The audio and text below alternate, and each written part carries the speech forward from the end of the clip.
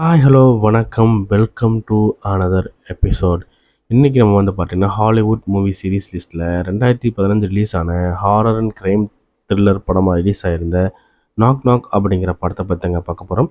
So அந்த படத்தை பார்க்குறதுக்கு முன்னாடி மறக்காமல் நீங்கள் இந்த சேனலை சப்ஸ்கிரைப் பண்ணுங்கள், இந்த வீடியோக்கு ஒரு லைக்கை போட்டுருங்க.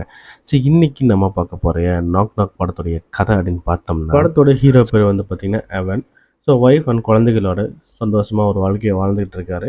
ஸோ இவருங்க ஃபேமிலியாக வந்து பார்த்திங்கன்னா ஒரு வெக்கேஷன் பிளான் பண்ணுறாங்க. அந்த வெக்கேஷனுக்கு கிளம்புற டைமில் வந்து பார்த்திங்கன்னா எவனுக்கு ஒரு முக்கியமான ஒரு வேலை வந்துடுது. அவர் ஒரு ஆர்கிடெக்டாக இருக்கிறதுனால ஸோ ஒரு முக்கியமான ஒரு வேலை அசைன்மெண்ட் வந்துடுது. ஸோ அந்த வேலையை செய்ய வேண்டிங்கிறதுனால குழந்தைகளையும் ஒய்ஃபையும் மட்டும் அந்த வெக்கேஷனுக்கு அனுப்புகிறாரு. இவர் வீட்டில் தனியாக இருக்கிறாரு.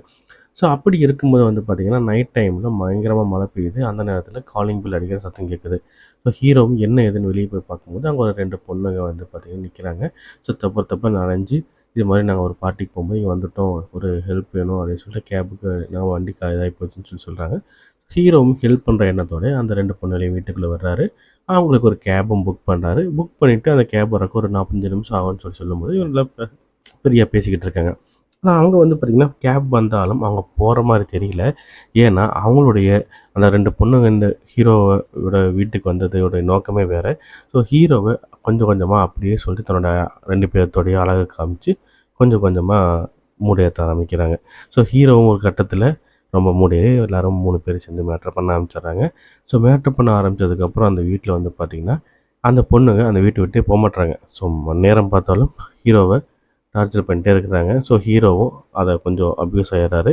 அதுக்கப்புறம் இந்த 3 பேர்த்துடைய லைஃப்பில் என்ன நடந்தது, ஸோ அந்த 2 பொண்ணுங்க யார், அந்த பொண்ணுங்க எதுக்காக ஹீரோ வீட்டுக்கு வந்தாங்க, ஸோ ஹீரோ அந்த பொண்ணுக்கிட்ட என்ன எதிர்பார்க்குறாரு, அந்த பொண்ணுங்க ஹீரோ கிட்ட என்ன எதிர்பார்க்குறாங்க அப்படிங்கிறத கொஞ்சம் த்ரில்லிங் அண்ட் க்ரைம் படமாக ரிலீஸ் ஆகிருக்கிற படம் தான் நாக் நாக் அப்படிங்கிற இந்த படம்.